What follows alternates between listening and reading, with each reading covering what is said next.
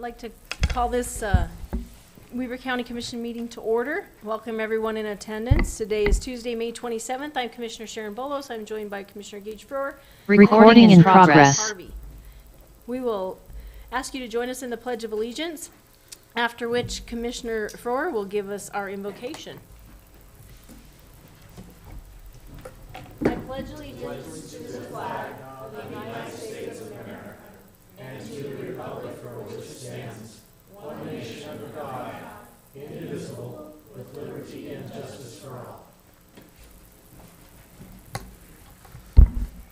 Well, Madam Chair, we all know yesterday was a very important day and honoring our veterans. And so I thought this morning would be appropriate time to have a moment of silence because we all have special connections with those that served and family members going back to just under 250 years. 1776 is when this all started. Over 1 million veterans have sacrificed for our freedom. And I think it's very important. A lot on Memorial Day, I think about my dad who served in the Merchant Marine. A lot of people, you know, Merchant Marines don't get a lot of attention and credit. He actually, everybody's heard of West Point back on the East Coast. Not too many people's heard of Kings Point. Kings Point was the place where Merchant Marines went to certify just like they do in West Point. He graduated from Kings Point, Merchant Marine, and he was actually in charge of making sure our troops had, Merchant Marines gave food and supplies, ammunition to the areas it needed, but they didn't have typically any guns or any, so they were escorted. So I think Merchant Marines are sometimes left out of the equation, but very important. But anyway, Madam Chair, I would just suggest we have a moment of silence. Let us all remember those important in our family that preceded us. And with that, I just ask for a short moment of silence.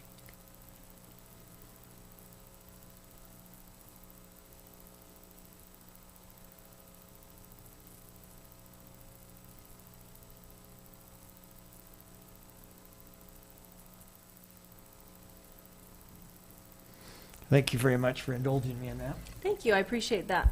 We'll go on to item D, Commissioner comments. Commissioner Harvey. Just briefly, you know, and kind of piggybacking off of what you said, you know, I've always been interested in Memorial Day, but it started as Decoration Day. Correct. Before that, and decoration, and a lot of people that are younger don't understand that. That's always just been a holiday for them, right?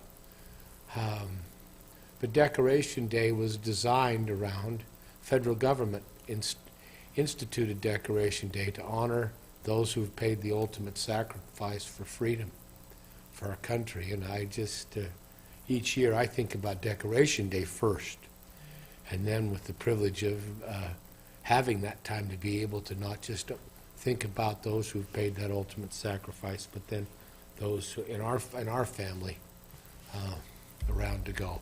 You know what's kind of funny is younger, I never wanted to go to those graves, and now I look forward to it. Just as it's a kind of a tender thought each year. My wife and I find great joy, and we use the whole weekend to do it, traveling around.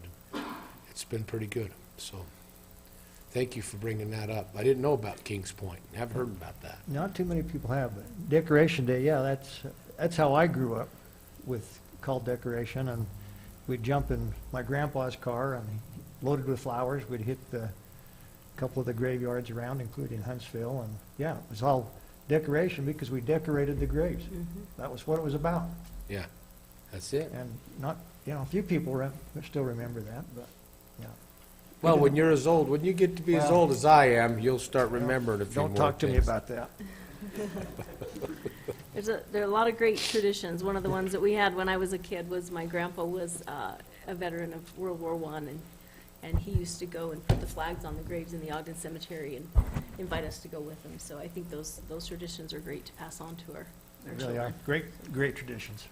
All right, thank you, Commissioners. We'll move on to item E, agenda-related public comments. Comments will be taken for items that are listed on the agenda.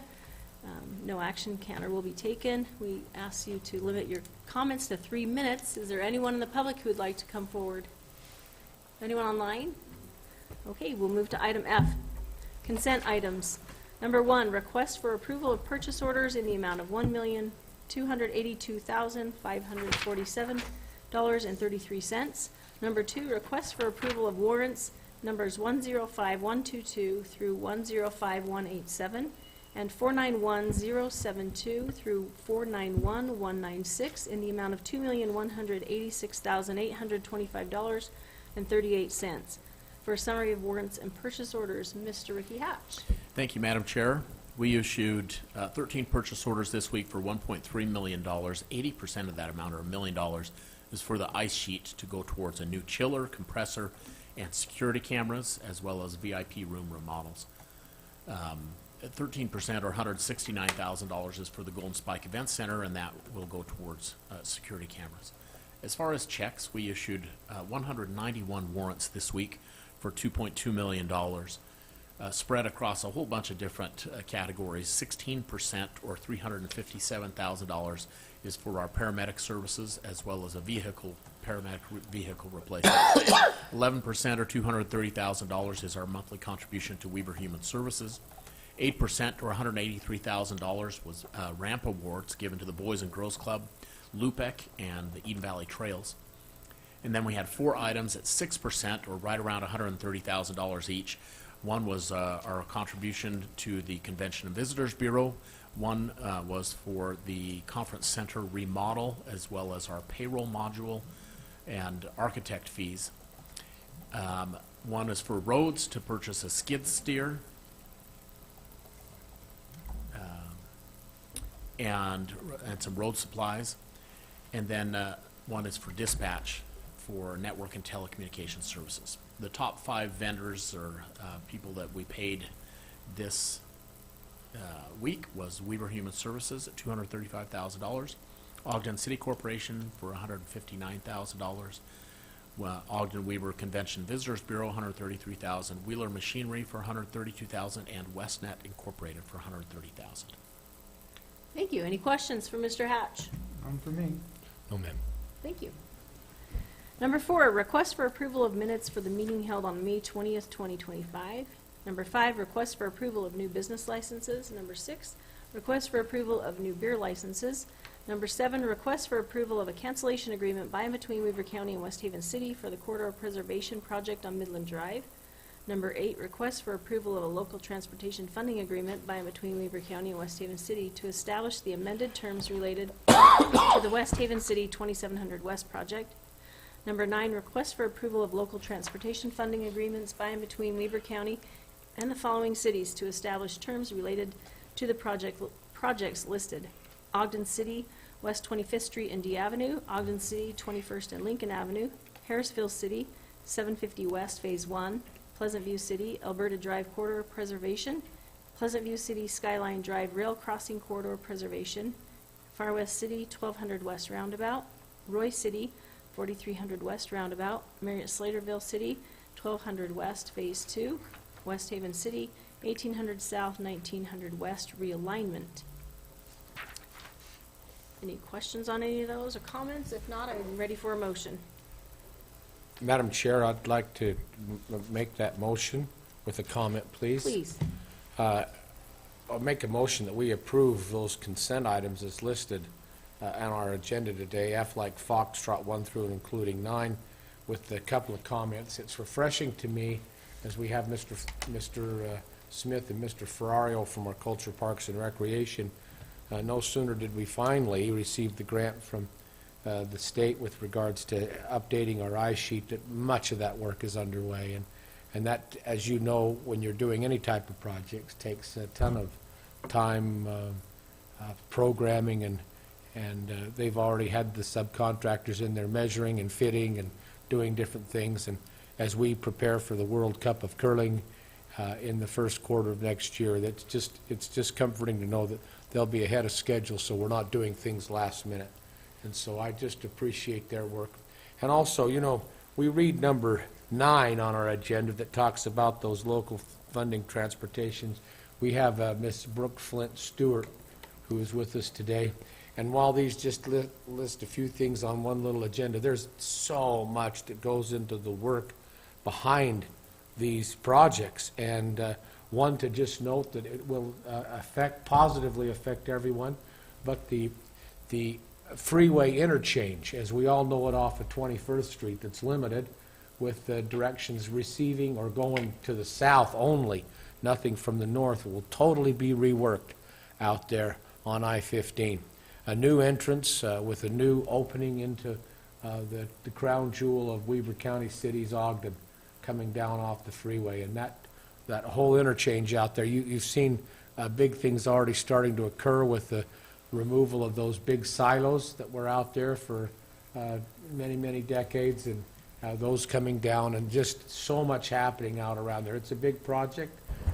It's been a little delayed because of being able to get around the railroad that's out there and that rail spur, but it's going to be a big thing. It is moving forward, and this will just help with the ease and friendliness and safety of being able to move people from I-15, that major corridor, right into Ogden City. So great work, Brooke, what you've done there, and with coordinating with all the cities and all the contractors and everything else. Just, I can't underscore enough how much we appreciate your service, and that just how much you've been able to multi-task and do different things in your coordination with those mayors and council.